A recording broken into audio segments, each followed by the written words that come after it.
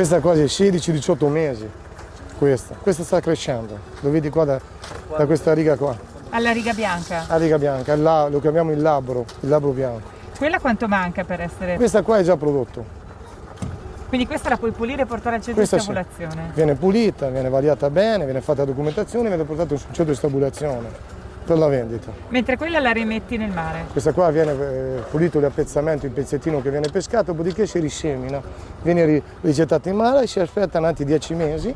10 mesi addirittura? Eh sì, perché a diventare così ci vogliono 10 mesi.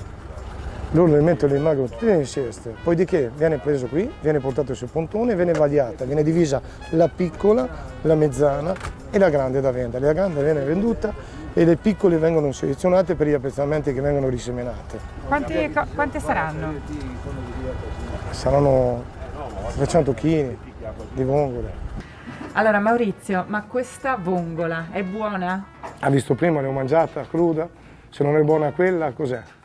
Viene pescata in natura, come viene pescata nell'arco delle 6 ore e viene depurata, secondo le ore di depurazione, e nell'arco delle 20 ore sulle tavole delle persone, più fresco di questo cosa c'è?